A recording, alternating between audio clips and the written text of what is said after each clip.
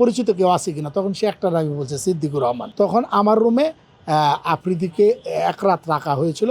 সেই মুহূর্তটা আসলে আফ্রিদি যখন প্রথম অ্যারেস্ট হয়, আমরা তো পত্রিকার মাধ্যমে আমরা ভিতর থেকে দেখেছি। তারপরে ও যখন জেল গেটে ওখানে হয়, তখন রাতের বেলা কোথায় রাখবে সেটা নিয়ে কর্তৃপক্ষ ছিল যে একটা ভালো জায়গায় তো রাখতে হবে। সেই জায়গা থেকে মানে রাতে তো আর এক রুমে একা রাখা যাবে না। তখন তাকে জিজ্ঞাসা করছি, তুমি কার পরিচিত কেউ আছে কিনা, তখন সে একটা নামই বলছে, সিদ্দিকুর রহমান।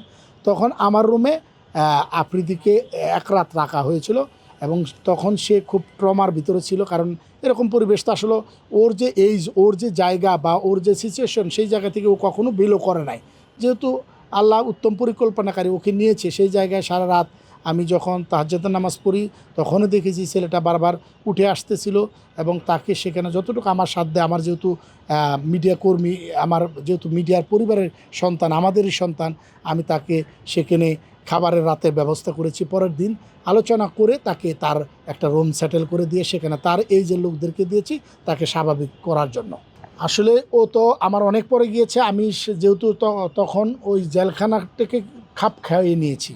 আমি যেহেতু দিন শেষে অভিনেতারা সব জায়গার সব পরিস্থিতি মোকাবেলা করতে পারে, তার জ্বলন্ত প্রমাণ আমি জেলখানায় দিয়েছি। সত্যিকার অর্থে যেটা, সেই পরিবেশে ওকে কিভাবে মানানো যায়, কিভাবে রাখা যায়, যতটুক করা যায়, এবং সেই জায়গা থেকে আমরা বসে আলোচনা করে ওকে বোঝানো জায়গাটা ছিল। তার পরবর্তীতে কিন্তু তার বাবাও দুর্ভাগ্যবশত জেলখানায় অবস্থান করেছে। তখন বাপ ছেলে একসাথে, জিনিসটা খুবই দুঃখজনক আমি মনে করি। বাংলাদেশের প্রেক্ষাপটে অপরাধী হয়ে যদি বাপ সন্তান একসাথে প্রবেশ করে, তাতে দুঃখ নাই।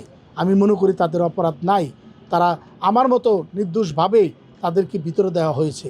আমি আহত অবস্থায় আমি ভিতরে ঢুকেছিলাম, কিন্তু তারা বহিরে আহত হিসাবে যায়নি। তারপরেও আমি বলি যে এটা আমরা কখনো কাম্য করি না।